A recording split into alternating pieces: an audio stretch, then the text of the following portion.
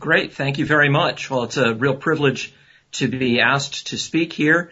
When Brian first gave me the invitation, I had a momentary panic thinking that he was asking me to fly to Belfast. Fortunately, through the marvels of modern technology, that's not necessary. Brian asked me if I would speak today on the Gospels and Acts as history. And I'm very glad to do that. If we move on to slide number 2 there, Brian, you'll see that this is something that it's very important to defend. In 2 Peter 1:16, we read, "For we did not follow cleverly devised myths when we made known to you the power and coming of our Lord Jesus Christ, but we were eyewitnesses of his majesty." Either that's true or it's not. If it is, we should be willing to take a bold stand and to defend the historicity of the accounts that we have of the power and majesty of our Lord Jesus Christ from eyewitnesses. Since this is a reasonable faith group, many of you are familiar with the minimal facts approach. And on slide 3, I have just a little contrast set up here. A typical minimal facts approach, and this has been defended by Bill Craig and Gary Habermas with consummate skill, takes a few facts agreed upon by virtually all scholars and uses those to argue for the resurrection directly, bypassing the defense of the substantial historical truthfulness of the Gospels. I have great admiration for the people who have made that argument such a formidable weapon. But if the historicity of the Gospels can be maintained, then they afford much richer resources for argument than the minimal facts approach does. So tonight I would like to argue that the forward ground can be held. We can maintain the substantial historicity of the historical books of the New Testament, the Gospels and Acts, and indeed the Pauline epistles, though I won't be speaking much about them here. On slide 4, you'll see 2 trilemmas. You're all familiar, I take it, with the liar, lunatic, or Lord trilemma, made famous by C.S. Lewis, though it can be traced all the way back to Victorinus Afer and the Arian controversies. I'd like to suggest, though, that there's a different trilemma that we would do well to pay attention to, and it has to do not with the character of Christ himself, but the character of the writers of the Gospels and Acts. They were one of 3 things, I will argue, either deceivers or dupes or direct witnesses and those in contact with direct witnesses. Here's a more formal way to break it down. Either what the authors of the Gospels said was true or it was false. If it was true, we have the word of some direct witnesses. If it was false, either they knew that it was false, in which case they're deceivers, or they did not, in which case they're dupes. The material that we're going to go over tonight is designed to eliminate the last 2 horns of that trilemma, leaving the first horn as the only place left for us to go. So on slide 5, assessing historical credibility, I'm going to talk at least briefly about 5 tests. I've arranged these under 2 headings. There are external tests and there are internal tests. Under external tests, we have attributions of authorship. This is a crucial test that we use constantly outside of New Testament studies to determine the authorship of a historical work. It could be the medical works of Hippocrates. How do we tell that it was written by the person to whom it's traditionally ascribed? We check the tradition. We see how far back it goes, how widespread it is, and so on. Second test, early use in other works. If they're used, they have to exist in order to be used. More than that, they have to be recognized as credible for the uses to which they're put. I'll go briefly over those 2 points. We can come back and talk more about those in the question and answer period if you like. Third external test, integration with other sources. This is where things become detailed. I'm going to spend quite a lot of time talking about how the New Testament books integrate with what we know of Palestinian and Greco-Roman history from other sources. We'll be using Josephus. We'll look at the evidence of some coins and other kinds of things like that. The internal tests, I've broken these down into 2 forms. The overall consistency among the books. Since we're talking about a collection of books, not just a single manuscript, but 4 authors writing 5 different works, we can cross-check between them. We can see whether they provide us with a generally consistent picture. I'm not going to get into the issue of inspiration tonight or inerrancy. I'm going to approach this as I would approach a secular historical document. So my question will not be, are they perfectly consistent? That's an interesting question for another time. But rather, are they sufficiently consistent that they have the same kind of profile that, say, Josephus' Antiquities and his Jewish War have? There are some discrepancies between those 2 works, both by Josephus, dealing with the same topics. But he's considered to be a reliable historical source anyway. Finally, undesigned coincidences. This has become something of a signature argument of mine. We'll look at some of the ways in which the New Testament documents interlock with one another and ask what kind of evidence that provides for their historicity. So let's move on quickly to, before we move on, I guess I should say, I've tried to arrange these for easy memory, so if you're scanning down attributions, early use, integration, overall consistency, and undesigned coincidences, you will see the 5 vowels in order. I hope that pleases someone. All right, on to slide number 6. External evidence attribution. Back in the Contra Faustum, written around the year 400, Augustine had to deal with the very first attack, so far as we know, on the authorship of the Gospels. Before the year 400, we have no record that anyone ever questioned the apostolic authorship of Matthew and John and the historical traditional authorship of Mark and Luke. But in the year 400, more than 3 centuries after the last of these was written, Faustus decided he would take a crack at arguing that these were not written by the people to whom they had traditionally been ascribed. Here was Augustine's response. Why does no one doubt the authenticity of the books attributed to Hippocrates? Because, says Augustine, there is a succession of testimonies to the books from the time of Hippocrates to the present day, which makes it unreasonable, either now or hereafter, to have any doubt on the subject. How do we know the authorship of the works of Plato, Aristotle, Cicero, Varro, and other similar writers, but by the unbroken chain of evidence? Notice that Augustine is not special pleading here. He's arguing that there shall be no double standards. We shall not treat the New Testament books any differently than we would treat the works of Plato or Aristotle, Cicero, Varro, Hippocrates, or any other such author. So let's just briefly mention that unbroken chain. Here's a summary of the facts. I have more detail on this. If you want to go into the specifics, we can do that in the question and answer.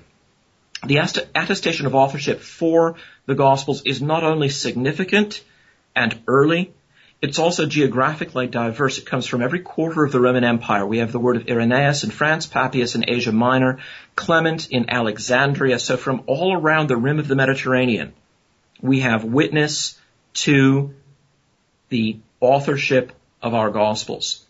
These are 2nd century authors, although Papias actually lived to become an adult in the 1st century and was a hearer of John himself. The second point that I think deserves to be stressed is that there is no rival tradition of authorship for any of the 4 Gospels. This is significant. There just isn't anything else there. You can find today people like Bart Ehrman who think that they're all anonymous in some strong sense, but you cannot find that in the first 3 centuries. You have to go up to the year 400 before you begin to have questions, and even then you don't have a tradition of authorship from anywhere else. Let's move on to slide 8. So here we see, we've gone through just very, very quickly the first external test. We have strong and consistent attributions of authorship to authors in the 1st century, people who were in a position to know whereof they spoke. The next thing we need to move to is early use in other works. Here again, I apologize, I'm going to be brief, and I'm also going to violate every known rule of PowerPoint 2 slides from now, so hang on for it. But first, on to slide number 9. There are several works we could talk about here. I'll just talk about one. Polycarp's Epistle to the Philippians. This was written around the year 108. It's a patchwork of quotations, about 100 quotations from the New Testament. He quotes from nearly every book we've got. Matthew, Mark, Luke, Acts, Romans, 1st and 2nd Corinthians, Galatians, Ephesians, Philippians. There's probably a allusion to something in Colossians, but it's iffy, so I don't list it. 1st and 2nd Thessalonians, Hebrews, even 1st Peter. And there's more. I don't even have the whole list on here. So the point that I am trying to make is that just from Polycarp alone, you can get attestation that by 108, not only was a Christian minister familiar, intimately familiar with the New Testament, so familiar that he quotes it from memory over and over again, but also he expected that his audience at Philippi would recognize what he was saying as authoritative. That's very early attestation. Okay, on to slide number 10. Here we go. This chart, which I have quarried out of a larger chart, shows the use or direct citation of the four Gospels and Acts in a variety of early authorities. From left to right, the authorities are Ignatius, Polycarp, the heretic Marcion, the heretic Valentinus, Justin Martyr, Irenaeus, Clement of Alexandria, Tertullian, the Muratorian Canon, Origen, Eusebius, Codex Sinaiticus, Athanasius, Didymus the Blind, the Syriac Peshitta, and the Vulgate. I am not going to go point by point over this chart, but a blue check mark indicates that the work is used by or cited approvingly by the authority in question. An X means that it is noted but explicitly rejected by the authority in question.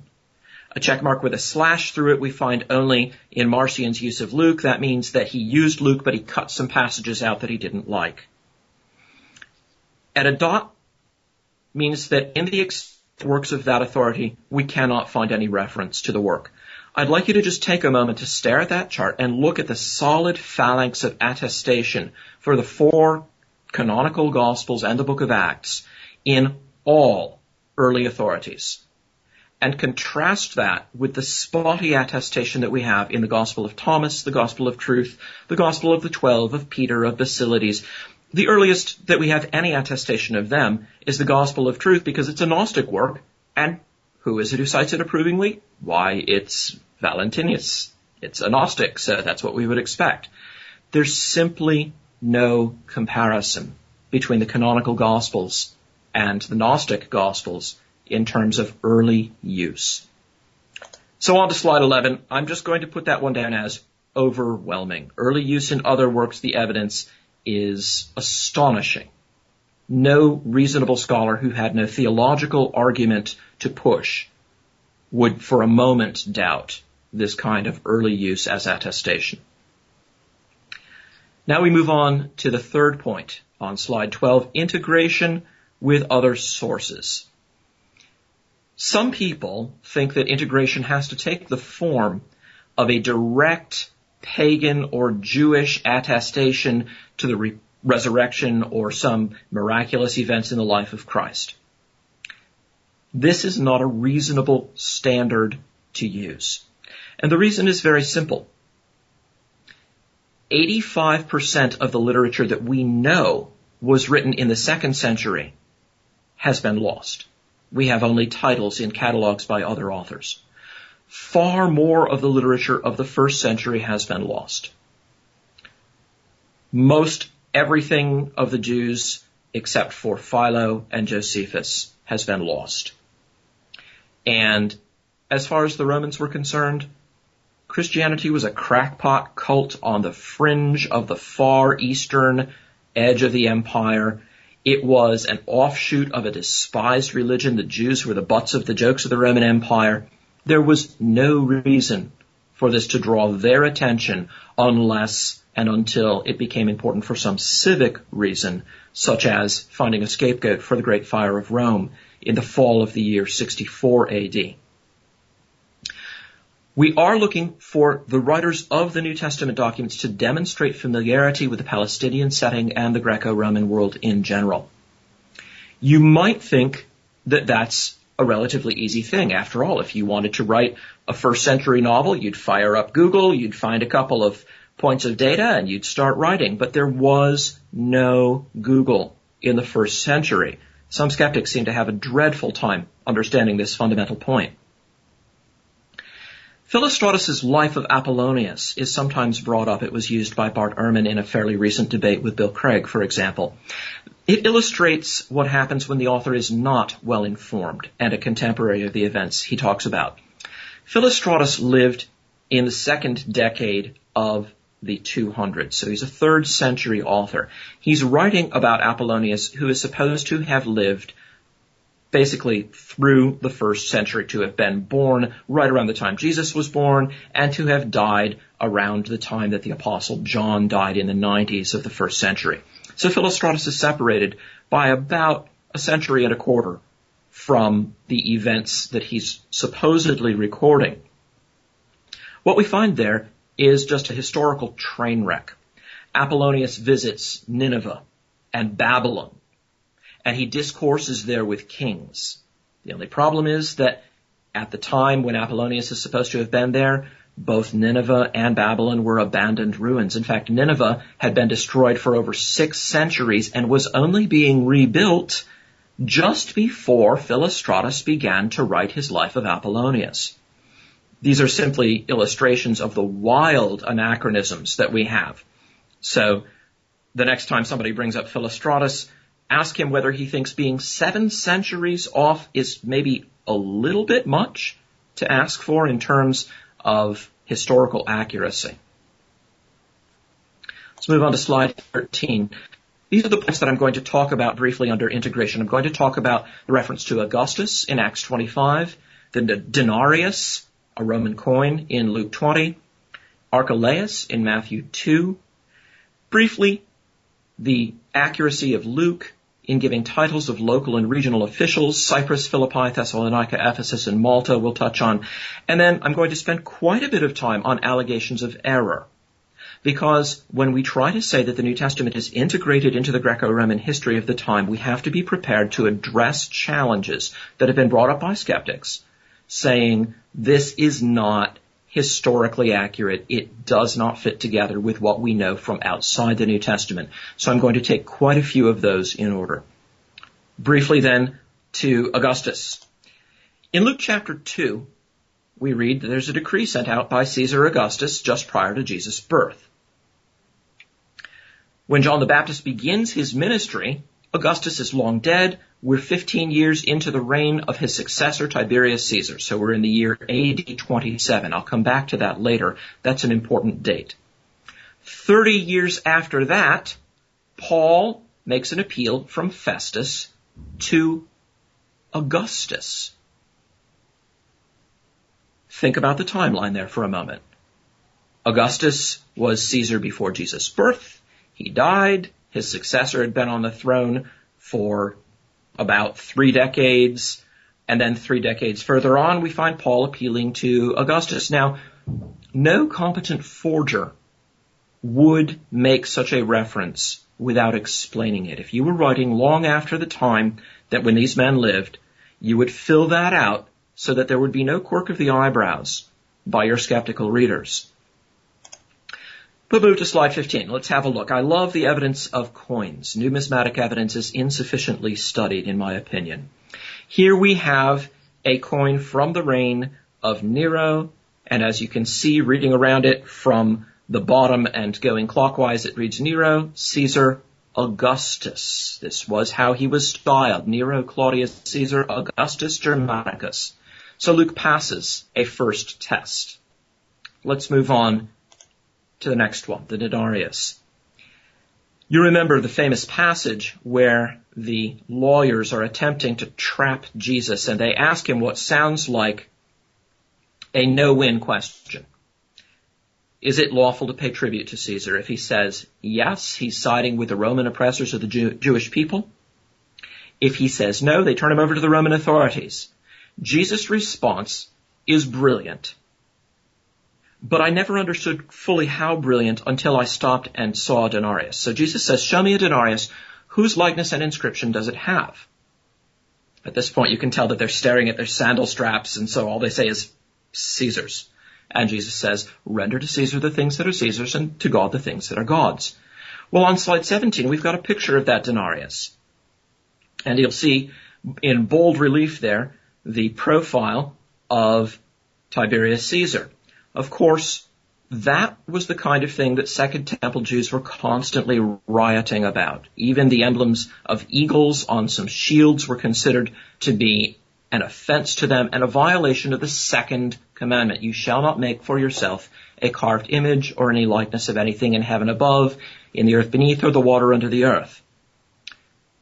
But Jesus doesn't mention only the image. He mentions the inscription. Let's decipher that. It's abbreviated. It says, Augustus Tiberius Caesar, son of the divine Augustus. This coin, by its inscription, celebrates the worship of the previous Roman emperor as a god. So it's not merely a violation of the second commandment. It's a violation of the first. You shall have no other gods before me. Jesus' pointed comments about the inscription are a mark of authenticity. A later writer, if he indeed had thought of that at all, would have felt the need to tell us what was around the edge of the coin. But a contemporary writer would know full well. It doesn't require any further explanation for Jesus' audience. Moving on to slide 19. Matthew 2 tells us the story of the slaughter of the innocents in Bethlehem and the flight into Egypt. This story is widely poo-pooed by historians because it is not substantiated by any other account of the slaughter of the innocents. I think that's a poor reason. That's an argument from silence, and I can talk more if you like in the question and answer time about the general infirmities of such arguments in ancient history. What I want to draw your attention to here, however, is a positive mark of authenticity. In Matthew 2:22, we read that when Joseph heard that Archelaus was reigning over Judea in place of his father Herod, he was afraid to go there, and, being warned in a dream, he withdrew to the district of Galilee. So on slide 20, I've got a question. Since the whole point of this episode is that Herod the Great was dead, and Joseph, Mary, and the young Jesus are on their way back from Alexandria, east and then north, coming back up. And since Archelaus was his oldest son, they should have known that Archelaus would take the throne. That was very common for the Romans to allow the succession to pass through to the progeny of their client kings. So why does this come as news to Joseph? And why does the news cause him to change his plans and go into Galilee? Well, here's the news about Archelaus. Herod the Great had died, and a mob of angry Jews stoned some Roman soldiers just before the Passover of 4 BC. In panic, Archelaus sent a troop of armed horsemen to surround the temple, ordered them not to let anyone inside out, nobody outside in, and then he sent soldiers in and slaughtered 3,000 Jews in the temple. He canceled Passover. The hundreds of thousands, perhaps millions, Josephus says millions, of Jews who had converged for Passover were told to go home. So move to slide 23 and look at Joseph's decision again with that context. Making their way north from Egypt, they must have encountered distraught Jewish pilgrims carrying the news of the massacre. Of course, Joseph is not a fool. He thinks to himself, we fled Judea because there was a homicidal maniac on the throne killing Jews. We're headed back up there, and there's a new homicidal maniac on the throne killing Jews. And he decides to go up into Galilee, which, although Matthew does not say this here, was not part of what was willed to Archelaus. It went to his younger brother, Herod Antipas, who does feature later in the Gospels, and who had no such reputation. Briefly, let's talk about the accuracy of Acts. In his book, The Book of Acts in the Setting of Hellenistic History, Colin Hemer goes almost verse by verse through the last 16 chapters of Acts, listing 84 specific facts confirmed by historical and archaeological research. Ports, boundaries, landmarks, slang terminology, local languages, local deities, local industries, proper titles for numerous regional and local officials.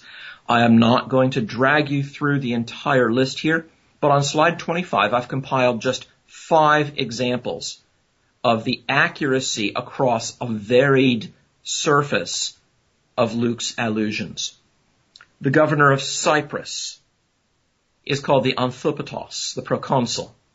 The magistrates of Philippi are strategoi, they're governors. Those of Thessalonica are simply politarchai, rulers, not strategoi. The chief executive magistrate in Ephesus is the grammateus, he's a town clerk. But when they get to the island of Malta, the person in charge there is merely a protos, the chief man. So in these 5 different, widely geographically separated settings, Luke nails the proper title, and we can confirm that from inscriptional evidence and other authors for every one of these 5 titles. We can talk more about Luke if you like. I never tire of talking about the accuracy of Luke, but we have other places to go. Let's move on. Slide 26, allegations of error. No inquiry into the integration of the Gospels and Acts with external sources would be complete until we say what can be said against them. So I've selected some instances from Christianity's critics, and I'm just going to go through these instances one by one. On slide 27, I've enumerated them. It's been claimed that the Gospels err in reference to kings and governors, that they err in reference to the high priests. It's been alleged that John invents a landmark to make a metaphorical point, that Nazareth didn't exist at the turn of the first century, that there were no synagogues in Capernaum in the first century, and that Luke bungles the date of the census under Quirinius. I hope that you recognize at least some of these. If you don't, hang on tight. Slide 28, those kings and governors. Let's look at how the governance of Judea is recorded throughout Matthew and Acts. In Matthew 2, Archelaus is reigning as a king in Judea. And of course, at the beginning of that chapter, Herod the Great was the king in Judea. In Matthew 27, we're some 36 years on, Pilate is a governor of Judea. But in Acts 12, a decade or so later, we find there's a Herod and he's king of Judea.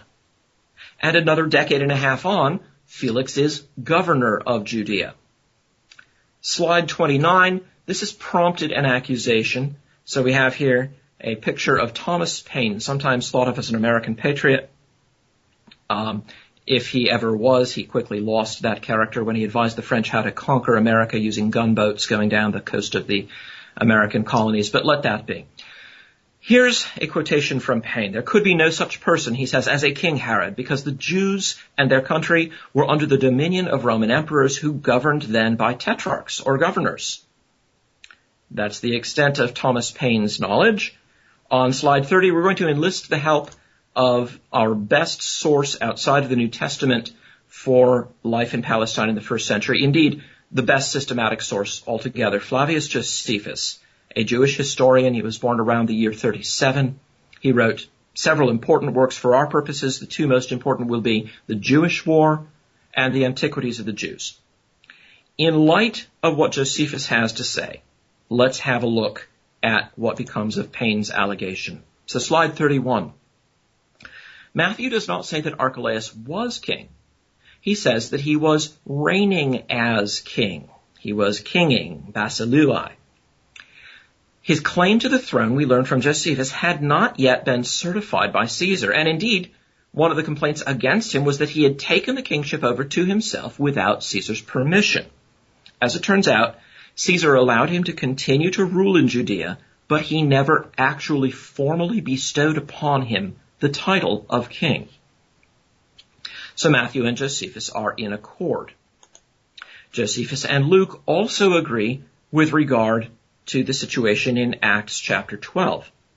There had been no time in the previous 3 decades, nor ever afterward, when there was a king at Jerusalem, except the last 3 years of the life of Herod Agrippa, as we find reading Josephus' Antiquities, books 18 and 19.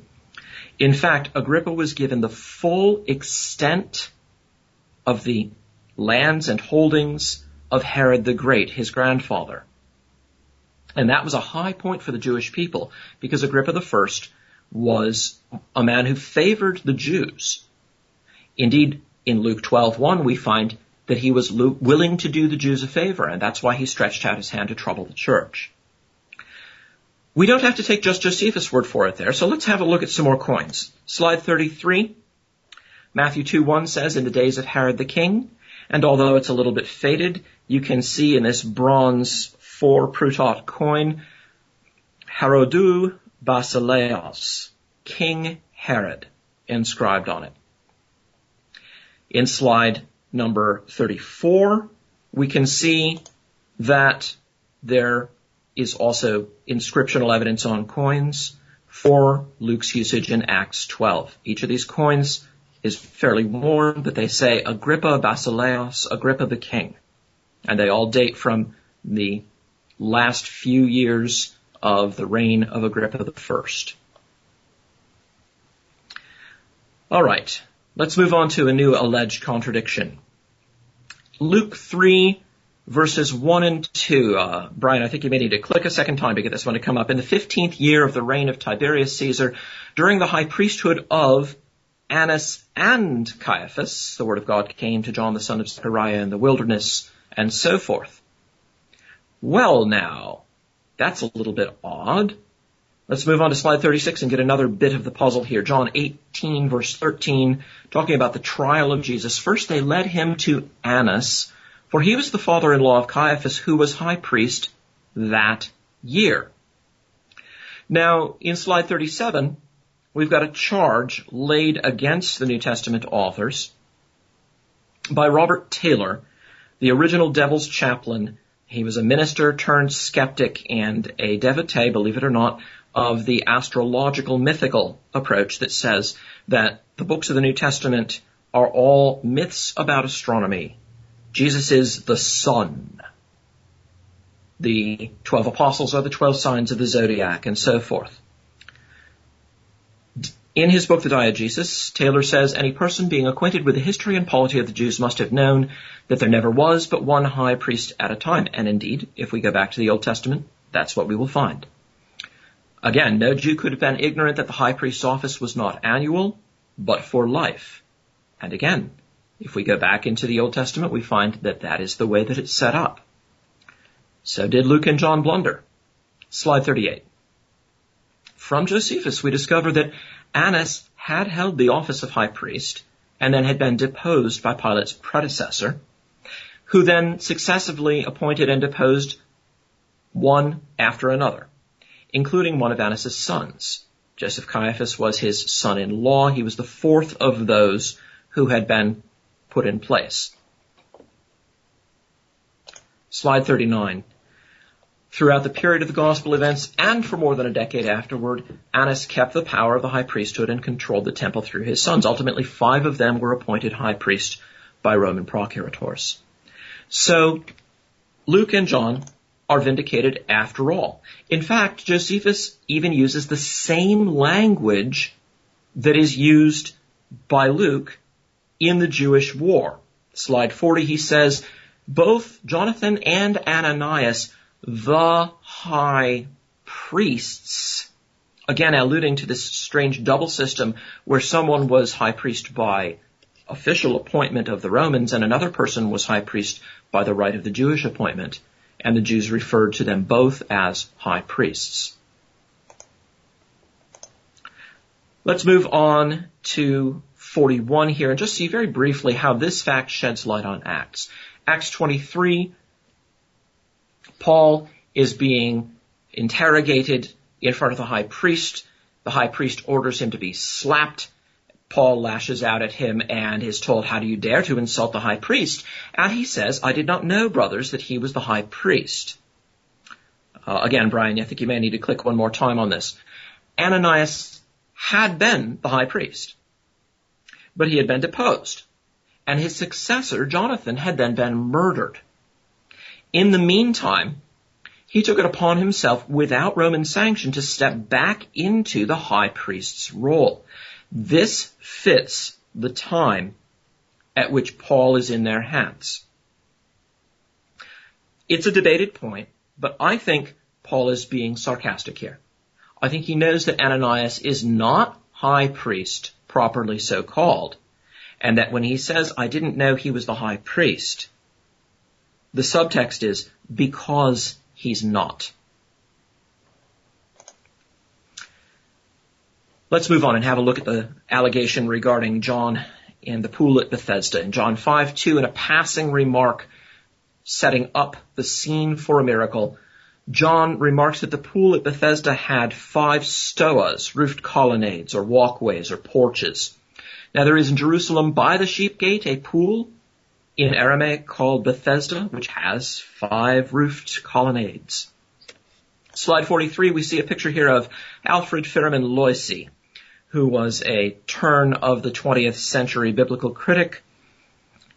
Loisy was very fond of finding metaphors in Scripture, and so here he tells us that those ancients who hoped to find in the source a Jewish symbol, and in the 5 porches an allusion to the 5 books of the law, undoubtedly encountered the thought of the evangelist. In other words, according to Loisy, all of this is merely a metaphor.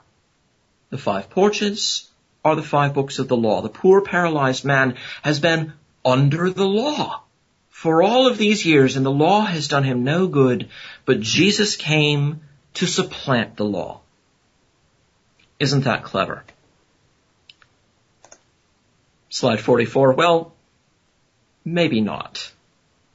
Here's a picture of the pool at Bethesda, which has been thoroughly excavated. I talked to my colleague, the distinguished historian Paul Meyer, about it, and he said, "Yep, I've been there." 45.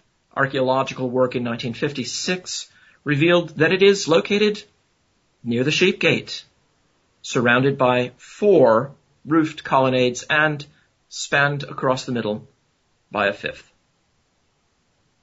No further comment is necessary. Let's move on to slide 46. Frank Zindler is a fairly well-known American atheist. I believe he was a chemistry professor and a bit of an amateur linguist who decided that he would become an expert on the non-historicity of the New Testament. The quotation here is from one of his articles published in the American Atheist magazine for 1996-97. At the turn of the era, by which he means around the beginning of the 1st century AD, there was no place called Nazareth, and we do not know when the place now called by that name became so identified. Nazareth was as mythical as the Mary, Joseph, and Jesus family that was supposed to have lived there. There's someone I would like Mr. Frank Zindler to meet, and she's pictured on slide 47. This is Yardana Alexander of the Israeli Antiquities Authority, shown holding some bits of pottery discovered at a dig in Nazareth. Here from her article in 2009. The discovery is of the utmost importance since it reveals for the very first time a house from the Jewish village of Nazareth and thereby sheds light on the way of life at the time of Jesus. The building we found is small and modest, and it is most likely typical of the dwellings in Nazareth in that period. I discovered, after I went online to check what the atheists are saying about this, that some of them have actually heard about this dig, and they do have a response. Their response is, the Israeli Antiquities Authority is in a conspiracy with the Christian church to pretend that Nazareth existed in order to boost tourism. I am not making this up. They are, but I'm not. Let's go on to slide 48. The gentleman pictured here is Robert M. Price, a scholar of sorts whose major claim to fame is that he is perhaps the last people to have held any kind of academic post who was willing to maintain the Christ myth position. He says, a major collision between the gospel tradition and archaeology concerns the existence of synagogues and Pharisees in pre-70 Galilee. Historical logic implies that there would not have been any, since Pharisees fled to Galilee only after the fall of Jerusalem. Well, let's see what Frank Zindler has to say about that. He gets his licks in here too. Capernaum, he says, like Nazareth, is unknown outside the Gospels before the end of the 1st century. Now this matters, and on slide 50 we see why, because there's a quotation from Luke chapter 7 where a centurion has a sick servant. He wants to come to Jesus and ask Jesus to heal his servant, and the Jews plead his case, saying, he is worthy to have you do this for him, for he loves our nation, and he is the one who built us our synagogue. 51. Luke's language suggests that there's something impressive about the synagogue at Capernaum that would make it something requiring considerable funds to construct. Other passages, Mark chapter 1, Matthew chapter 4, make it plain that Capernaum was Jesus' home base. It was his base of operations in Galilee. So if there's a blunder on this score, that's a pretty big blunder. Well, archaeology to the rescue. Slide 52. From James Strange and Herschel Shanks, an article in Biblical Archaeology Review for 1983, the 1st century Capernaum synagogue in which Jesus preached has probably been found. It may not be the one he preached in. There might have been others, but this recently discovered 1st century building is a likely candidate. And then they present evidence culminating in the claim that the conclusion this was a 1st century AD synagogue seems inescapable. Let's see a picture of it in slide 53. This is a trench from the dig at Capernaum. In the upper right by the letter A, you can see white limestone blocks. Those are from a later synagogue, perhaps 4th century. But below that is a basalt wall from the 1st century synagogue. And that wall at a certain point does not actually line up perfectly with the wall of the later synagogue built on top of it. That's one of the ways we know it was an independent structure. Finally, we can see they've unearthed the cobbled pavement of the 1st century synagogue. You can see that at C. So on to slide 54.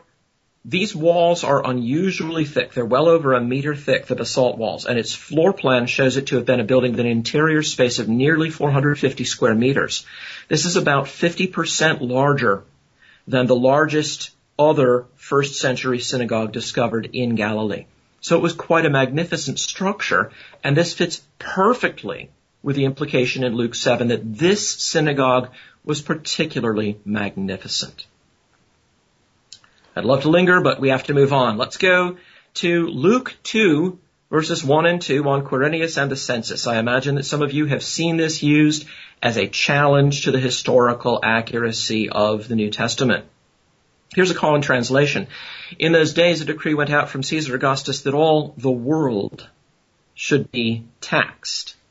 This first taxation was made when Quirinius was governor of Syria. Now, taking that translation in the most natural way to read the English, and there is a problem with that, and all of the underlined words will come back under scrutiny as we move on, there is no record that Augustus ever taxed the entire Roman Empire, and Quirinius did not become governor of Syria until about 12 years after the birth of Jesus.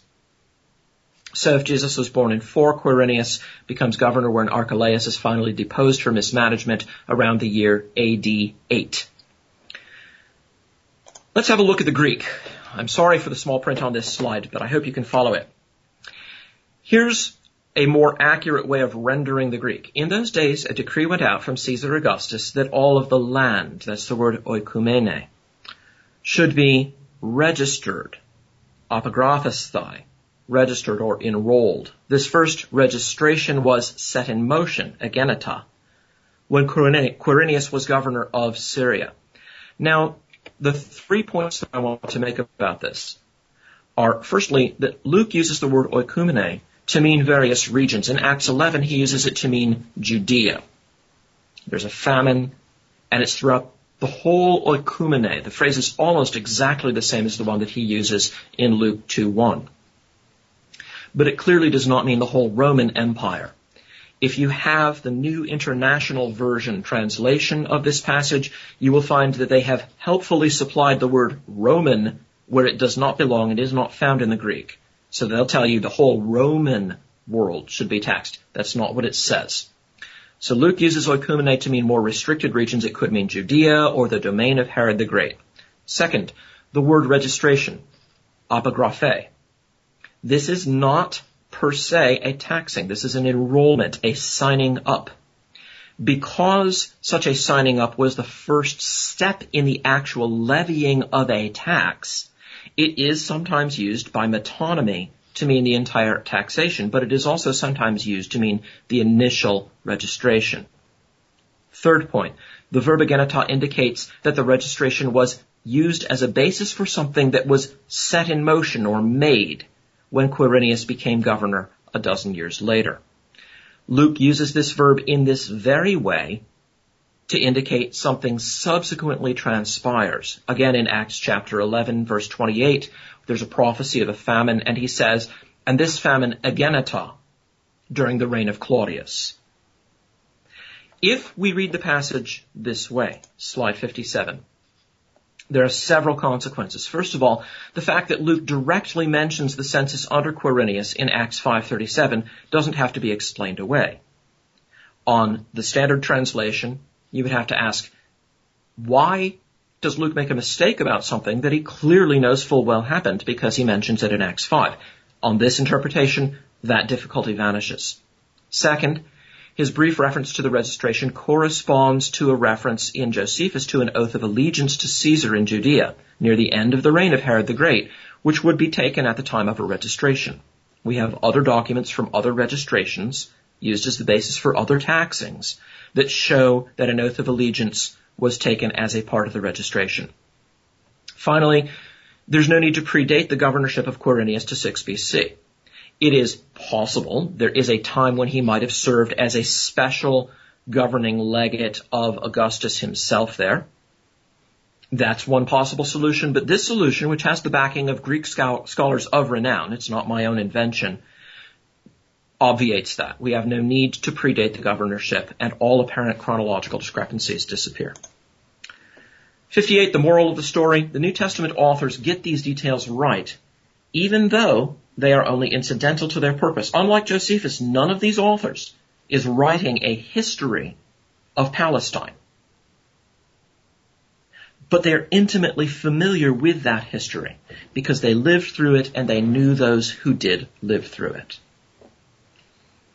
Well, where are we? We've got a few more minutes to go. Let's move on to 59. Actually, just a brief summary from a historian. It is evident that the entire historical framework in which the gospel picture is set is real, that the facts of the civil history, small and great, are true, and the personages correctly depicted. Slide 60. To suppose that there is this minute historical accuracy in all the accessories of the story and that the story itself is mythic is absurd. That was written by George Rawlinson in 1884. We have far more evidence now to support what Rawlinson has to say. So on 61, I sum it up that the integration with other sources is extensive and strong. By itself, this would be enough to establish the historical reliability and credibility of the sources that we're looking at. But let's move on and let's look at the internal tests. As I move to slide 62, everybody agrees that the Gospels tell broadly the same story. There are some differences in emphasis or selection. We find that every time we have a multiply attested historical event or period in ancient history.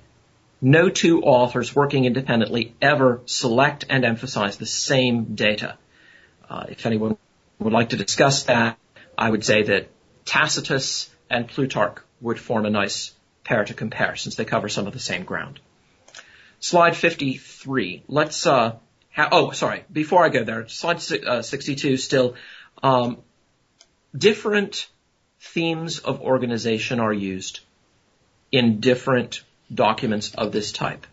These are Greek biographies, bioi, and in such documents, very broad chronological outlines, birth and early life first, death late, are used together with thematic organization that is out of chronological order, sometimes in the middle. That's quite common, and we find that in the Gospels where thematically similar material is gathered together in the same place without being overly fastidious about chronology. We need to keep that in mind when we are talking about overall consistency because the events are sometimes told in different orders, and that would not have been considered a problem by a first century audience. The first century audience would understand that the order was never intended to be strictly chronological throughout.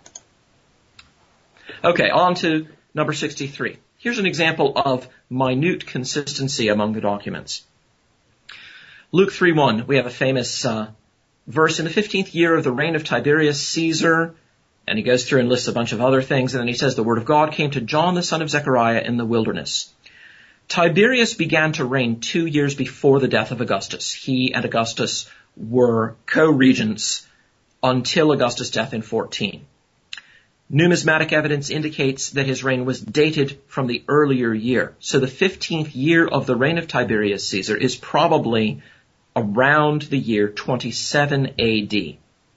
That would be the beginning of the ministry of John the Baptist, which, as we know, precedes the ministry of Jesus by a small margin. We're not sure exactly how much. But in slide 64, we have another chronological indicator.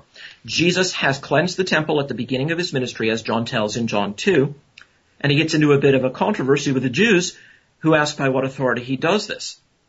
He tells them that if they destroy the temple, he'll raise it up in 3 days, and they say, it's taken 46 years to build this temple, and will you raise it up in 3 days? That incidental comment, which is not anywhere near the heart of the story, provides us a chronological hook to hang our reconstruction on. Herod the Great began constructing the temple around 18. Add 46 years to that, and you find that this confrontation takes place about the year 28 AD. So Jesus has just begun his public ministry, and here, near the beginning of it, but just after the date that we just calculated for the beginning of John the Baptist's ministry, Jesus is in the temple confronting the Jews. So much for some consistencies, and there are many other things of that sort that you can find yourself easily enough with a parallel column New Testament. Let's look at some alleged inconsistencies. On slide 65, I list 3 of these. I'll go through these quickly. I realize that we don't have unlimited amounts of time here. First, Luke has Jesus' ascension, so claimed, on the same day as the resurrection, unlike the other Gospels. Second, the 4 Gospels disagree as to which women went to the tomb on the morning of the resurrection. There is a video on YouTube of Bart Ehrman asking people, which women went to the tomb? It depends on which Gospel you read. We'll have a look at that. Finally, there's the claim that according to Mark 16:8, the women told no one, which contradicts all the 3 of the other Gospels. On to slide 66 about the ascension. At the end of his Gospel, Luke does give a selective and telescoped narrative of events. He doesn't give us any clear chronological indicators. He certainly does not say that Jesus ascended on the day of the resurrection, and in Acts 1 he goes into great detail on the subject. So I just invite anyone who wants to talk about this to have a look at what Luke actually says, and you will see that he does not tell us how short or long the time period is. He telescopes all of the events together. He doesn't separate them out with clear chronological indicators. But it's an over-reading to say that Luke places the ascension on the same day as the resurrection. So this one's just false. Slide 67. For the women at the tomb, each evangelist names 1 or more women who went to the tomb on Easter morning. All of them indicate that there were multiple women there. Even John, in John 20, has Mary Magdalene say, we know not where they have laid him. So even though she's the only one named, she indicates by her language that there were others with her. All of the Gospels indicate that there were multiple women there. None of them claims to give an exhaustive list, and Luke even says that there were others whom he does not name. So to say that there is a contradiction here is simply false. There would be a contradiction only if each author claimed to be giving an exhaustive list. How about Mark 16:8? Did the women never tell? It says that the women fled from the tomb and told no one, for they were afraid. And at that point, the best manuscripts of Mark do terminate abruptly. However, this is almost certainly not the end of the account as Mark wrote it. The original ending of Mark is lost, and the ending that you'll find in the authorized version is a later addition, probably itself still quite early, but not by Mark's hand. But there are important questions we have to ask. If the original ending is lost, then it's fully within our right to say that there was some kind of continuation. Looking through Mark's gospel, we find that Mark regularly uses constructions where he says no one, and then an exception comes up. No one but, or no one except. So you can see in Mark 5, Mark 9, and Mark 10 there, I've got examples of that. We have every reason to believe that this was another one, and that The continuation was something like, and told no one, for they were afraid, but running to the disciples, and so on, much as we have it, in fact, in one of the supplementary endings that people have invented for the ending of Mark, and in the other Gospels as well. Slide 69. I should say that as far as overall consistency among the books, that consistency is very good. But we have one more internal test. Let's move on to that. This is a bit of a fun one. Slide 70. Undesigned coincidences. Everyone knows that the Gospels run parallel to each other in various passages, sometimes nearly word for word.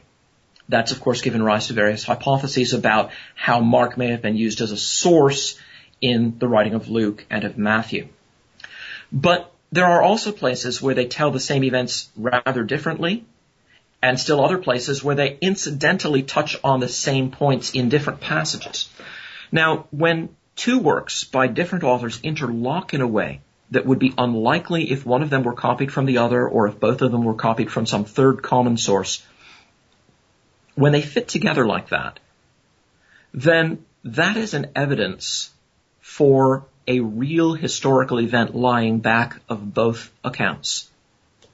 This is a little bit difficult to describe, so let's just move straight into an example. Actually, I'll just mention on slide 71, fictions and forgeries aren't like this. Fictions because there is no independent reality grounding the multiple fictional accounts. Nobody reads The Lord of the Rings in order to explain a puzzling passage in Moby Dick. They don't share an independent reality. A forger doesn't want to leave dangling ends. He doesn't want to leave something for us to wonder about, for his readers to puzzle over, to wonder if maybe this isn't historical after all. But real events told by different people, artlessly, not worried that somebody's going to disbelieve them 20 centuries hence, do interlock like this. So 72. Here's a simple example from Matthew chapter 26. Jesus has been taken by night, and the guards are having some sport with him. Then they spit in his face and struck him, and some slapped him, saying, "Prophesy to us, you Christ. Who is it that struck you?" Well, a natural question arises. 73 here. What's the point of the taunt? Why couldn't Jesus see who had struck him? The lawyer Walter Chandler draws attention to the oddness of this point, and then takes us on to the passage on slide 74. Luke, telling the same scene in slightly different words, adds the detail they also blindfolded him. And then, of course, we have the explanation for what was puzzling in Matthew's account. Let's go to slide 75. A single undesigned coincidence like this is of very little use as an argument. One could be an accident. You could easily say, oh, Matthew just forgot to copy that bit from Luke, if he was copying from Luke at all. It's a little odd that the one detail he leaves out is the very one that's needed to explain what's puzzling about his account, but it is possible. But, slide 76, if we discover numerous undesigned coincidences crisscrossing the documents, then it becomes ridiculous to insist that they are all just accidental. So let's run quickly through a couple more. 77.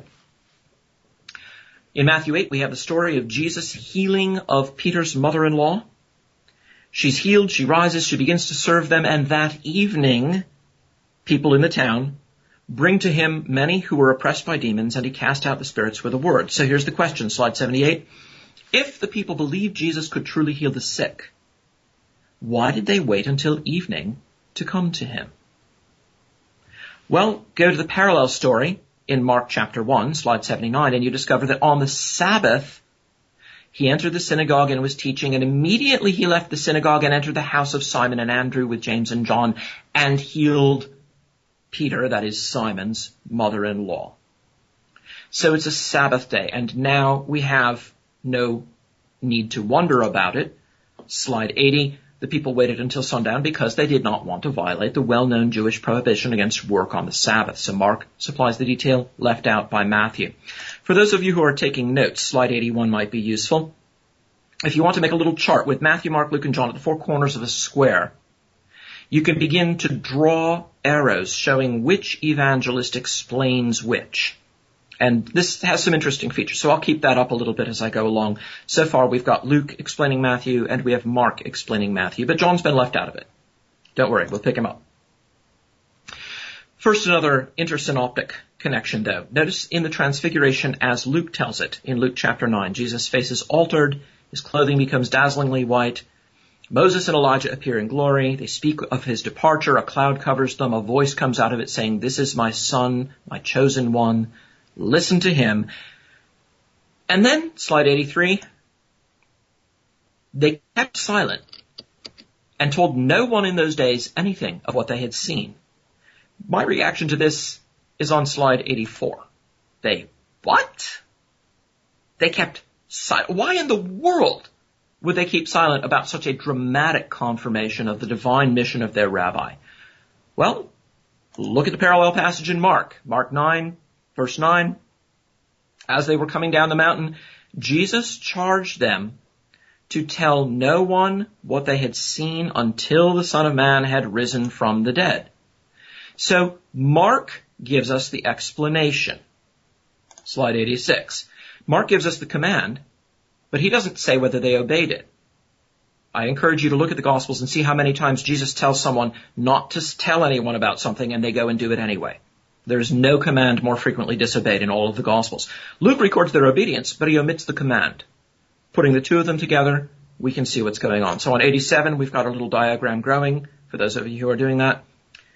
We're almost done here, Brian. I know I'm a little short on time, but I'm going to rush through it. Slide 88. Let's invent a gospel story. After all, this is what the authors of the New Testament are supposed to have done. Why should it be hard for us? So here's the challenge. You want to forge a miracle story about Jesus and pass it off as an authentic account. At the beginning, you're going to set it up by having Jesus ask one of his disciples a question. Slide 89. The setup for the miracle story is going to have to do with money and food. So here's the question. Which disciple do you pick? Now just take a moment here. Think about which disciple would first come to your mind. Maybe jot that down on your notes. When I do this with a live audience, people often pick Peter because he's very prominent. Some of them pick Judas because he had the purse, he had the money. So if it has to do with money and food, that would make sense. I occasionally get John because he's a major figure in the Gospels. Moving on to slide 90, though, we see what actually happened. Lifting up his eyes and seeing that a large crowd was coming toward him, Jesus said to Philip, "Where are we to buy bread so that these people may eat?" Jesus scarcely speaks another sentence to Philip throughout all of the Gospels. He's just not a major figure. Why Philip? Well, let's have a look. Go to slide 91. Luke gives us the setting for the same miracle, the feeding of the 5,000, and says that they withdrew apart to a town called Bethesda, and then the crowds follow them there. That doesn't mention Philip, and indeed Luke nowhere mentions these words to Philip. But on slide number 2, we have another piece of the puzzle from John chapter 12, totally different section of John. Some Greeks come, they want to speak to Jesus, they come to Philip, and John just mentions in passing that Philip was from Bethsaida. So, slide 93, Luke and John fit together like the pieces of a puzzle. Luke doesn't mention Philip. John doesn't mention that Bethsaida was the location of the miracle. But by putting them together, we can understand why Jesus speaks to Philip in John chapter 6. Fiction is not like this. Different mythic accounts or legends created by different authors do not intersect each other in these ways. Slide 94, for those of you who are keeping chart of this, we've got Luke and John interacting very tightly now. On slide 95, John 21, notice this is after the resurrection. This is in the final chapter of John. They're sitting by the Sea of Galilee. Jesus asks Simon Peter, "Simon, do you love me more than these?" Why does Jesus ask that? Well, you can't find it out by going back to John chapter 13. But you can find it by going to Mark 14, the parallel passage, because Mark and Matthew as well explain that Peter made the boast that he was the most faithful of Jesus' disciples. So slide 96 shows that passage. One more here from Mark chapter 6, verses 31 and 39. Jesus tells the disciples to come away to a desolate place and rest a while. And then it adds, rather oddly, that many were coming and going and they had no leisure even to eat. Now, this is the only place where that's mentioned in the Gospels, that the crowds were giving them that kind of trouble. Then again, a few verses on, he commanded them all to sit down in groups on the green grass. Slide 98. About that green grass. This is a hillside located in the region of Galilee. The picture was taken in December, just before Christmas. There is not a lot of green grass in evidence, and indeed, if any of you have been to the Holy Land, you will recognize that at very few times of the year is there green grass. But slide 99 gives us the explanation of Mark coming from John.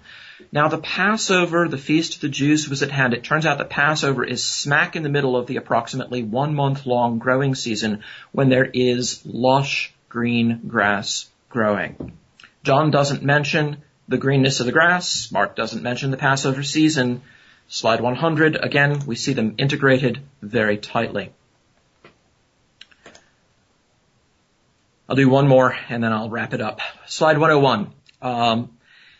Luke chapter 23 tells us the story of Jesus' trial before Pilate. He's brought before Pilate. The Jews accuse him and say that he says that he himself is Christ, a king. Pilate says, "Are you the king of the Jews?" Jesus says, "You have said so." And Pilate says, "I find no guilt in this man." Slide 102, let's do the instant replay on that. This is completely baffling.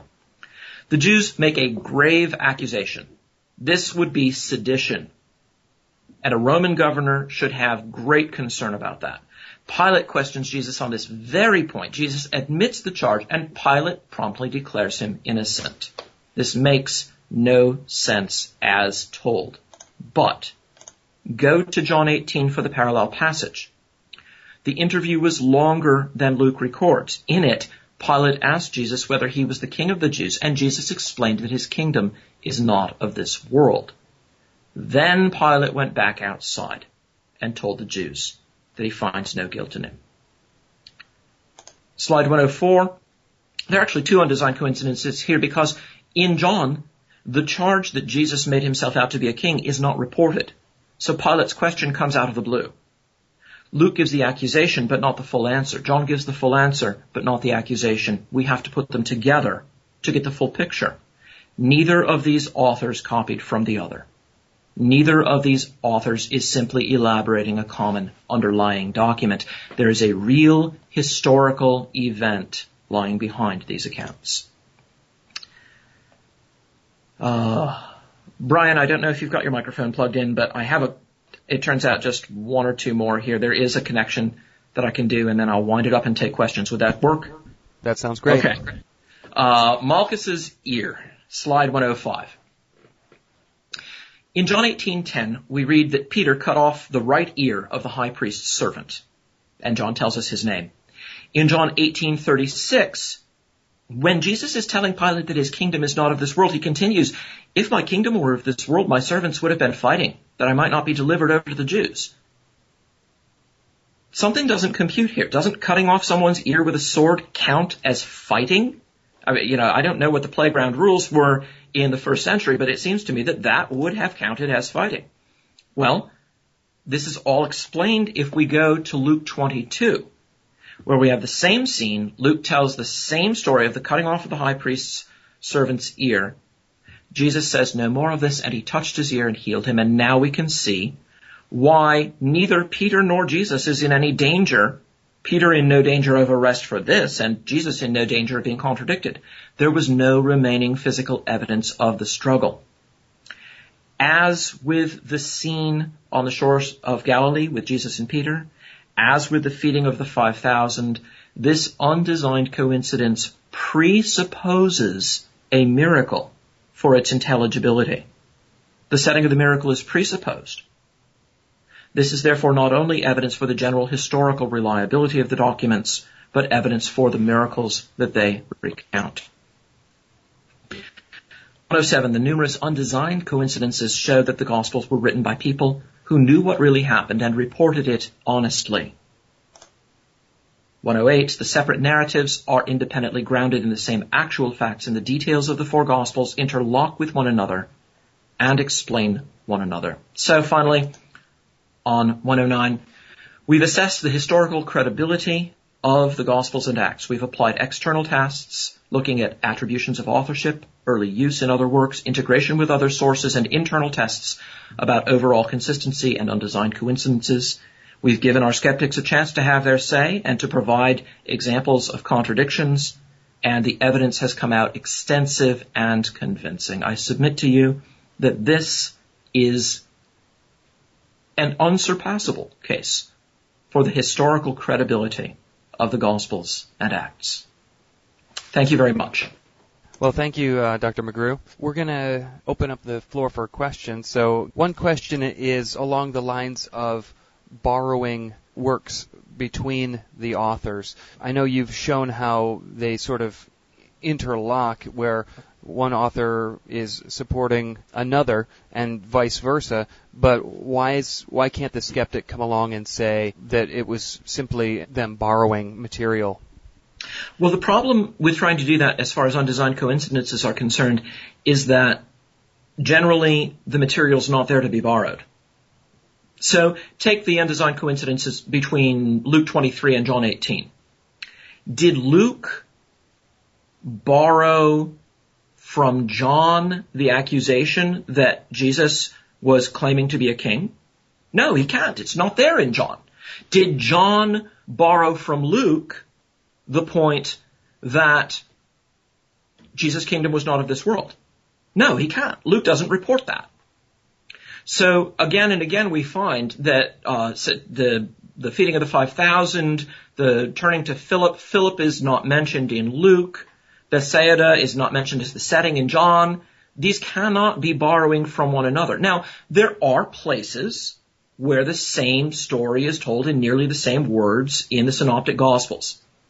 So frequently, you'll have a passage in Luke that parallels Mark almost word for word.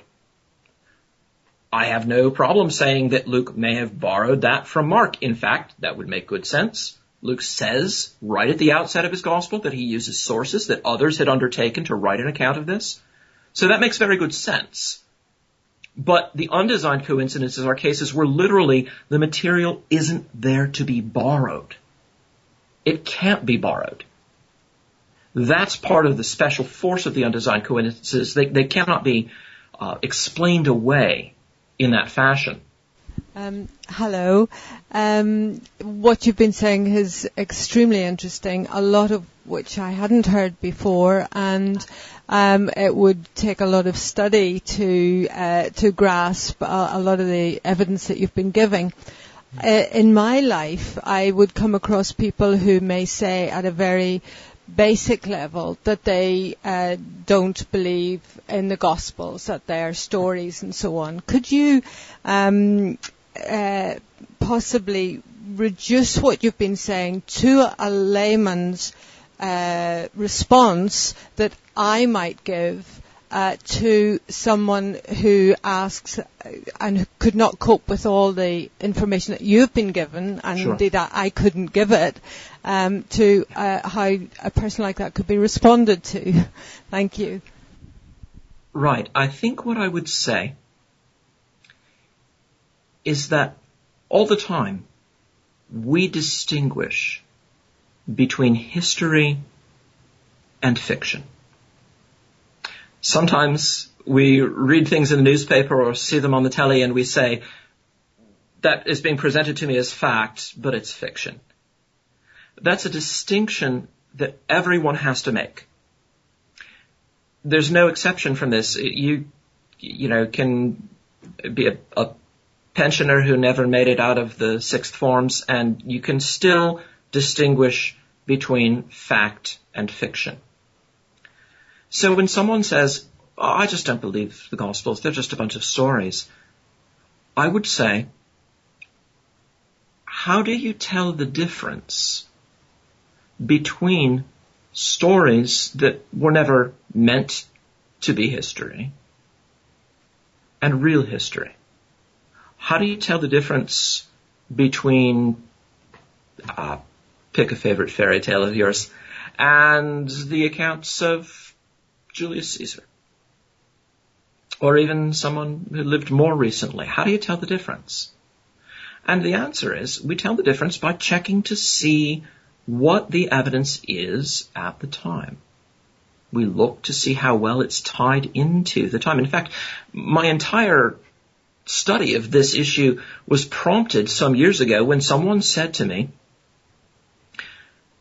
"It's really surprising how little connection the New Testament has to the rest of history."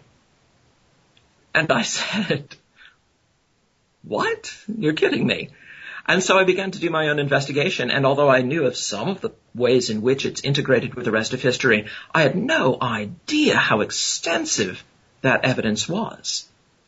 So instead of trying to take somebody like this through the archaeology and the coins and the different Herods, I'd just do it with a question. I would say, well, how do you tell something's really historically true and it's just fiction?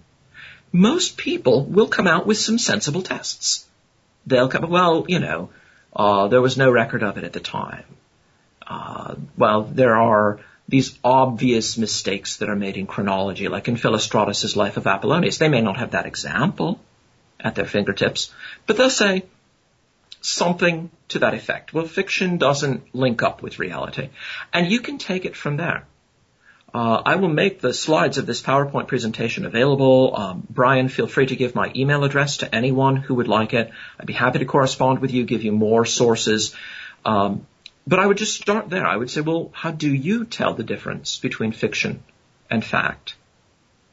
And then show that by any reasonable standard, the New Testament documents meet and exceed the standards that we would hold any other ancient document of comparable antiquity to.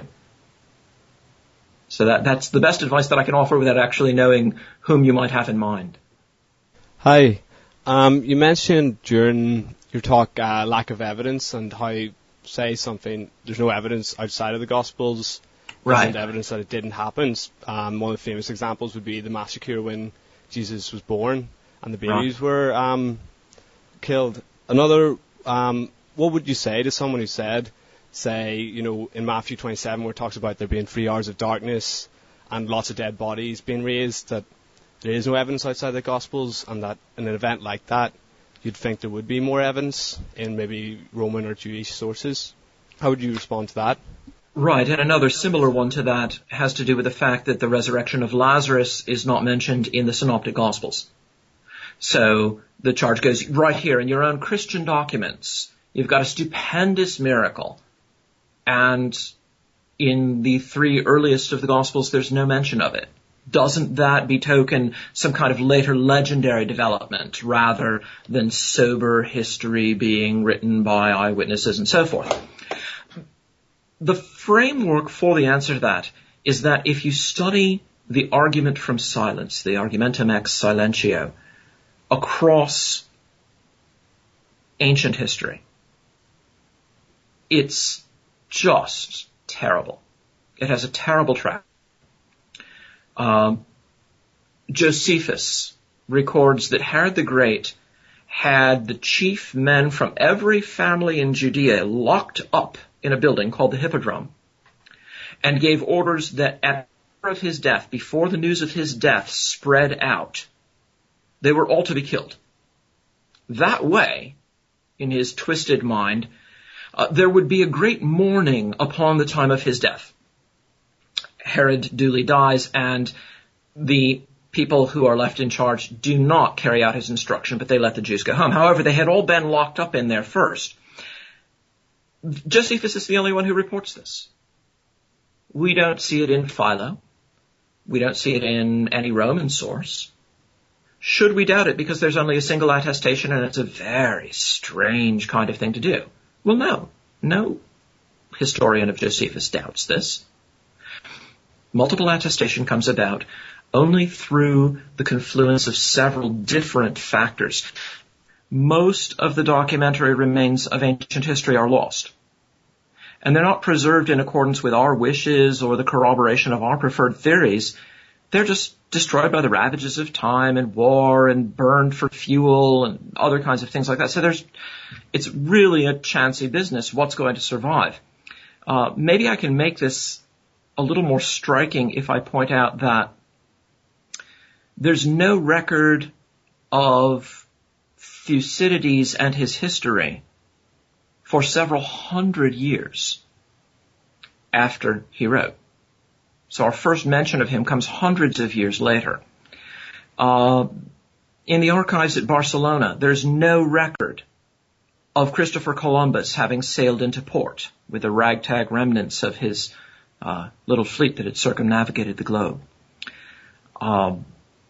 The eruption of Mount Vesuvius in the year 79 AD destroyed two very heavily populated towns, Herculaneum and Pompeii, and we have a meticulous account of the eruption from Pliny, and he mentions all kinds of interesting things about the eruption, but he doesn't mention the destruction of those towns. So it's very difficult to say what will survive, and it's very difficult to divine all of the motives that someone may have for not mentioning something. Maybe he mentioned it in something else that he wrote, and we don't have that. And he didn't want to repeat it. In the case of someone like Lazarus, a plausible conjecture put forward by Hugo Grotius, the great 17th century lawyer and apologist, is that Lazarus' name is not mentioned in the Synoptic Gospels for reasons of protective anonymity. After all, in John's own account, once Jesus raises Lazarus from the dead, the Jews take counsel how they might kill him and make him stay dead this time, presumably, because they say that otherwise the news of this notable miracle may get out and Jesus may have even more followers. So there are all sorts of reasons. It's very difficult to discern what they might be. As far as the passage in Matthew 27 is concerned, there are aspects of that are paralleled in the other Gospels, but not the saints coming out of the tombs. That's the bit that's unique to Matthew. And as for that, is Matthew reporting first-hand information here? We can't tell. He may have heard it from some other people and not had any more details to give us. If there were saints who were resurrected, they may not have wanted their names and whereabouts spread around. It's just very difficult to say what was going on there. It is an odd passage. I concede that. As for the slaughter of the innocents, Bethlehem was a small town, population probably well under 1,000. Children who had not yet reached their second year, as the Jews would count that, children who were, as we would say, 1 year old, or less than 1 year old, there probably were a dozen or fewer. It was not a large-scale event. It did not, in the eyes of someone like Josephus, have any civic significance, so why should he report it? He's too busy reporting Herod the Great's killing of his own sons, his murdering of his own wife. He's too busy telling about these things that have dramatic civic implications. Few Jewish kids in a backwater town wouldn't reflect well on Herod the Great, whose biography is generally portrayed about as positively as it was possible to portray an insane murderer by Josephus. There was no need to add this extra detail that really didn't have any civic importance. So I think that's the way it is for a lot of things. There are just numerous examples of the failure of the argument from silence in ancient history. If we relied on that, we would be throwing out most of what we know about ancient history. Just a quick follow-up question, sort of along that lines. Sometimes you hear the phrase, extraordinary claims require extraordinary evidence, as if, for instance, there are many miracle claims within the Gospels. Those are extraordinary events. Should the evidence we have for them be equally profound? Well, it depends on what you mean by the question. If you mean, do I need a miracle now to believe a report of the miracle then I think it's an unreasonable standard. If you mean merely, let's not be dupes, let's have good evidence before we accept a claim for something so far out of the ordinary run of things, then I accept the standard, but I think it can be met and more than met by the New Testament evidence. Any reasonable interpretation of that standard is one that should give us no pause. We should just say, that's great. I'm glad you're willing to talk about evidence. Let's talk about the evidence. Let's talk about the historical evidence here. And force them into that trilemma that I outlined at the very beginning of the talk, that they were deceivers, they were dupes, or they gave us direct witness. Because really, once we lay it out well enough, it's clear that these people knew whereof they spoke. William Paley, the great apologist of the late 18th century, said in his view of the evidences of Christianity that there's satisfactory evidence that many professing to be original witnesses of the Christian miracles passed their lives in labors, dangers, and sufferings voluntarily undertaken in account of the in attestation of the accounts that they delivered, and solely on account of their belief of those accounts, and that from the same motives they submitted to new rules of conduct. People don't do that for things they know are false. You need an adequate explanation for the facts that we can historically nail down. No, you cannot historically put the power of God in a test tube or apply a voltmeter to it. But you can note certain facts that require an explanation, and you can note that no non-supernatural explanations are adequate to the facts. And I'm perfectly happy if someone wants to take a conversation then in the direction of saying, well, what about miracles in other religions? What about Joseph Smith and the golden plates and the angel Moroni? Let's talk evidence. When they get onto the evidential ground, they are on our ground. That's great. So I would just take the very bold, forthright position on that and say I would be delighted to compare the evidence for Christianity to the evidence of any other kind of event. Hello, Tim. David Glass here. Great. Hey, David. Good to hear from you. Great to see you, and thank you very much for a very interesting talk indeed. Please pass on my regards to Lydia as well. I will. Yeah. That was fascinating material, so thank you very much indeed for that. I've a question or two just about the following on from Brian's about methodology here. You mentioned the minimal facts approach at the start. You also mentioned inerrancy, that you weren't defending inerrancy. Now, somewhere in between those two, I guess, is what you're aiming for. In terms of inerrancy, although you're not defending it, a lot of what you're saying would certainly be of a lot of assistance to someone trying to do that, and you're getting pretty close to it, I guess. Right. But on the minimal facts approach and how your work might help to make a more robust case for something like the resurrection, could you just comment on that a little bit further as to how that could help to flesh out Sure. a minimal facts approach and make it much stronger, perhaps? Sure. Let me just say two things. First of all, the reason that I don't get into the inerrancy issue is that I am trying to approach this very much as a historian, not as a theologian. And that's actually a strength of the approach, because it means that you can't be accused of special pleading. Well, every theologian wants to defend his own theology, so of course you're going to say these documents are inerrant or something like that. And so I'm trying to take the approach here that can be defended on strictly historical grounds, and therefore to take the moral high ground in a discussion where someone wants to hold the New Testament to some standard that's unreasonable and to say, no double standards. We're going to use the same standard as we would use for the investigation of any remarkable claim in any other document. So if you want to bring up the prodigies of Herodotus, I say bring it on. Let's talk about what kind of knowledge Herodotus shows of those events and whether he was in a position to know and things like that.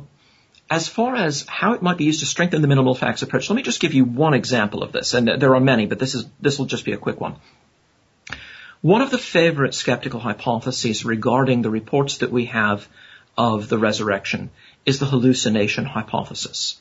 The disciples, yes, maybe according to that minimal fact, they had some experiences which they believed were experiences of the risen Jesus, but perhaps those were just hallucinations.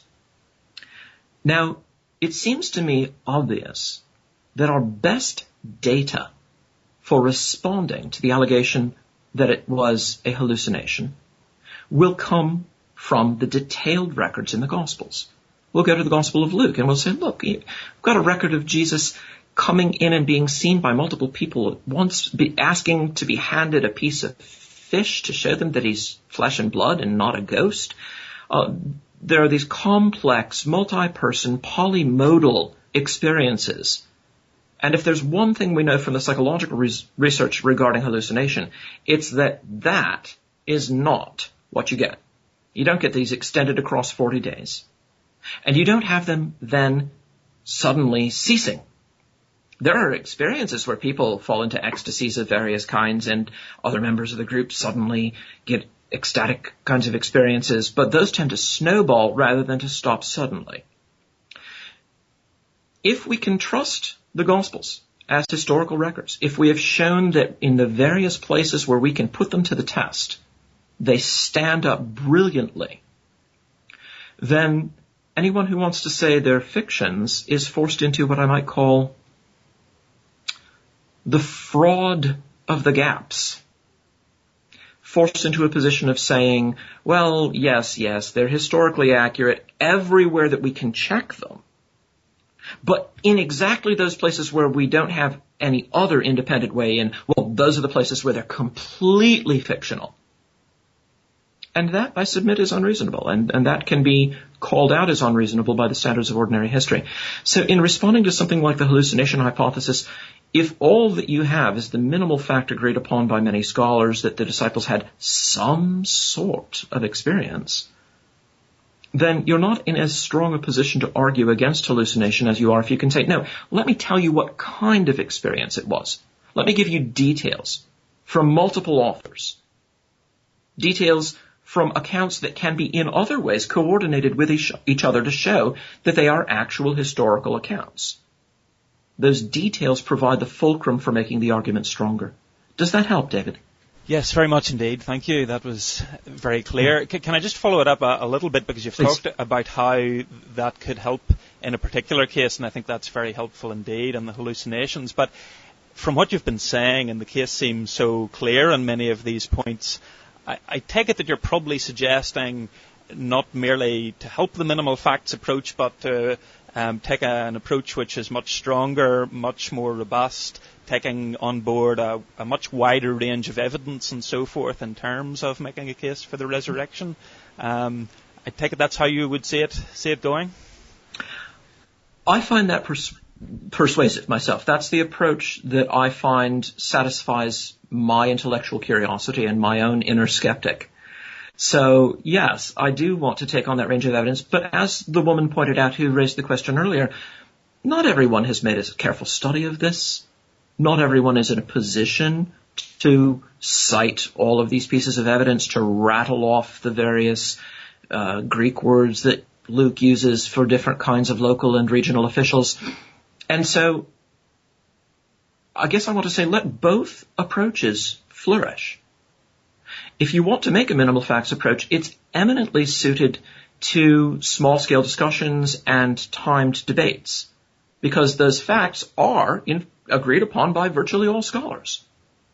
Since they're agreed upon by the scholars, anyone who wishes to challenge you has the burden of setting himself up as a sort of expert in his own right. And so that can be very valuable in certain kinds of situations.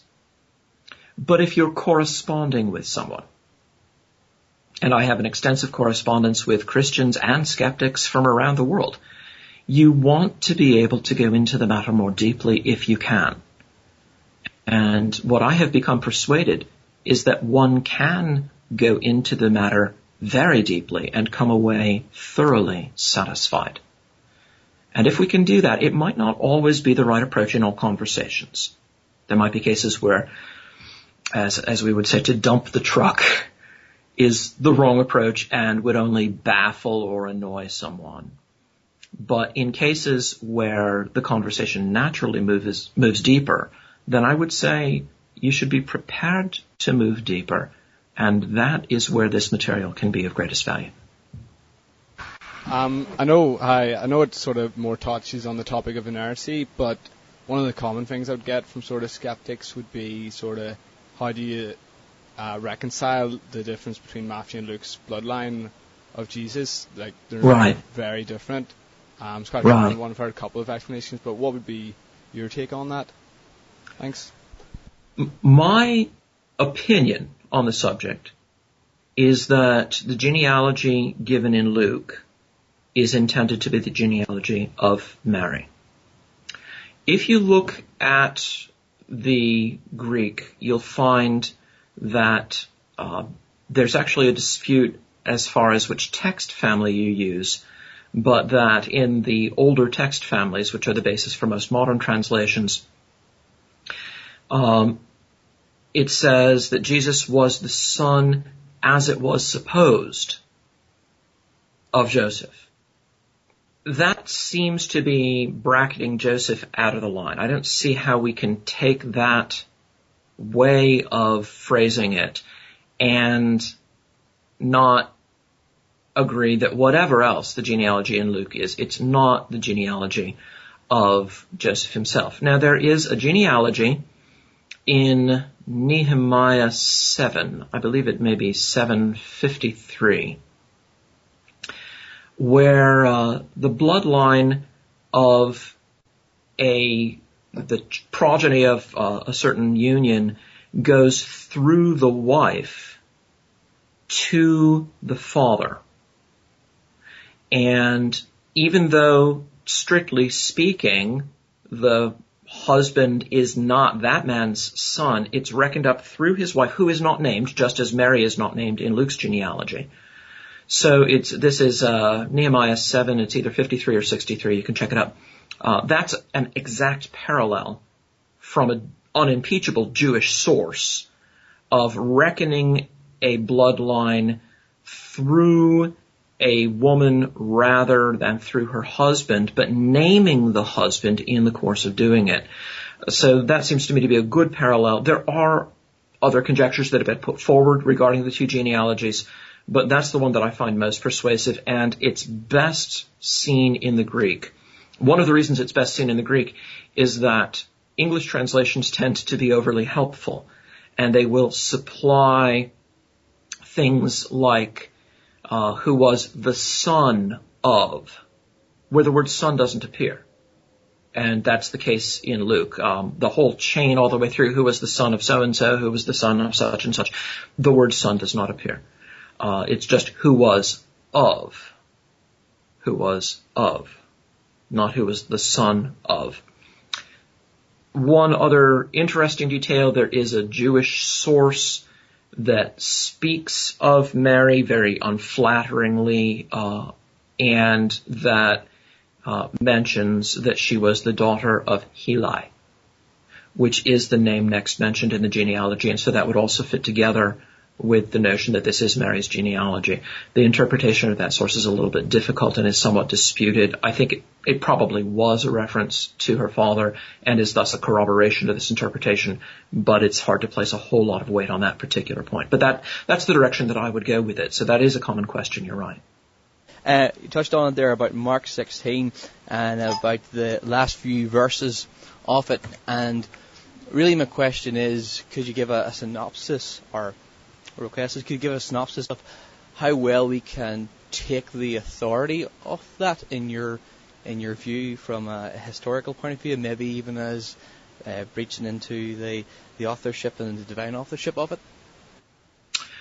Right. Here's what I would say first. God has seen fit to give us His Word by human authors. And one of the beautiful things about that is that when you get honest human reporters reporting what they know or what they have reliably been told, sometimes those fit together in very unexpected ways. That's the whole point of the argument from undesigned coincidences. If we had only one account, say a harmony of all four Gospels written together in a single continuous narrative, like the Diatessaron of Tatian in the 2nd century, we would lose the ability to compare the documents one with another. And sometimes it's the very omissions that help us most. In the case of Mark, there's a textual dispute. The devotees of the majority text, the text supported by most of the manuscripts, the Byzantine text families, maintain that the long ending is authentic. On purely textual grounds, the case is debatable in my judgment. The weight of the evidence lies on the side of the less numerous but older manuscripts from the Alexandrian text family. What that means is that either Mark got interrupted in the writing of his gospel, or somehow the last leaf of it got torn off before copies that have come into our possession were transcribed. Christians were among the first to use codices, that is, books, rather than scrolls.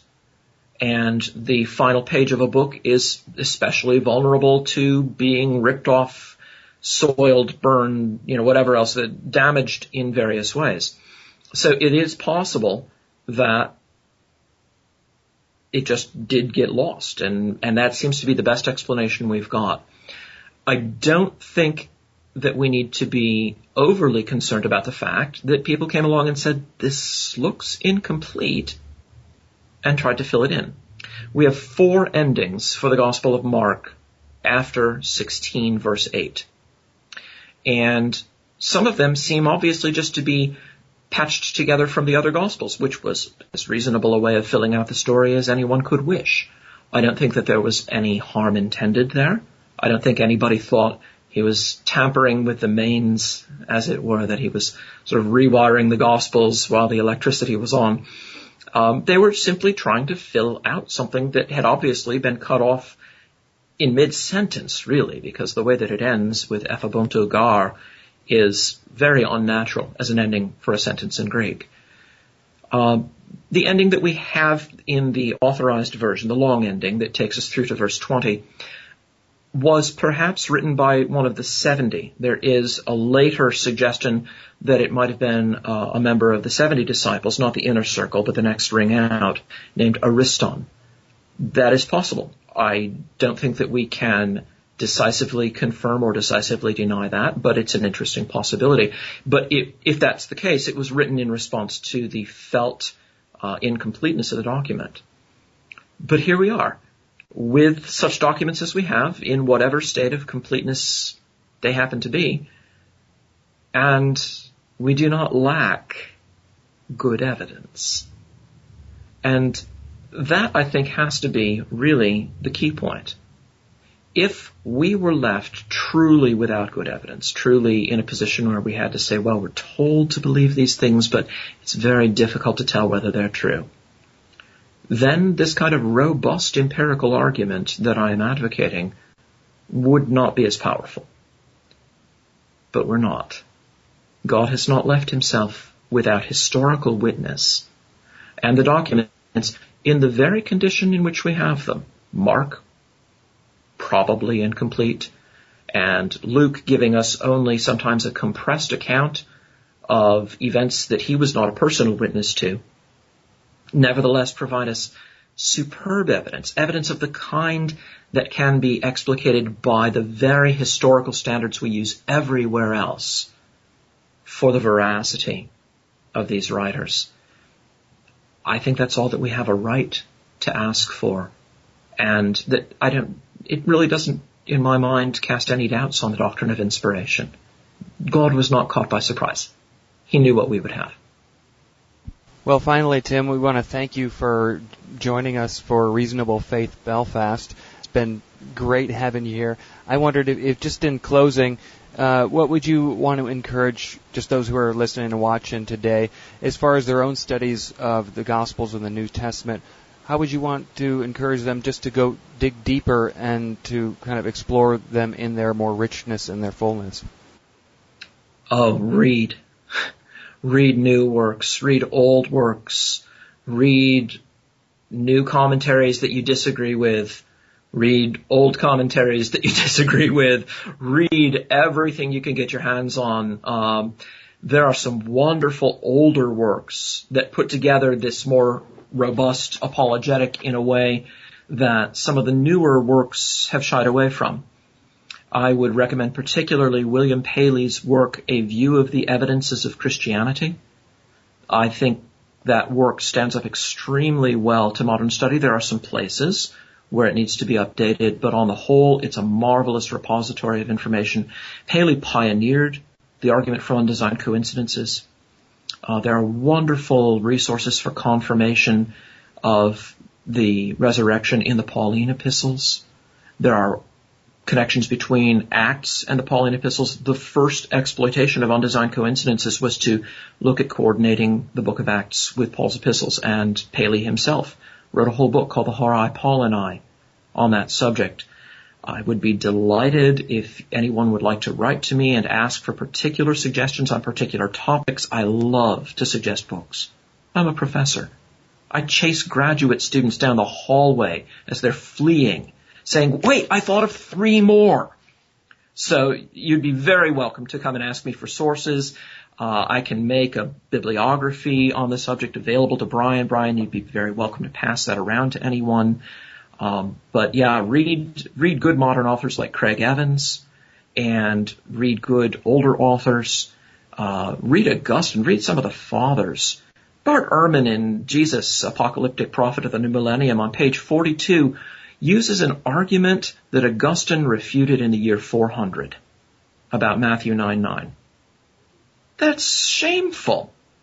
The only thing more shameful than that is if we fail to read these works from eras bygone and don't realize that there were fine answers given to these arguments. So read widely, read the old stuff. There's much powerful information in the older works of apologetics. You can find some of that at my website, historicalapologetics.org. But certainly write to me if you want more. Well, Dr. McGrew, thank you so much from everyone here at Reasonable Faith Belfast. It's been extremely fascinating. It's been encouraging. Thank you so much for your time. Well, thank you for having me. It's been a delight.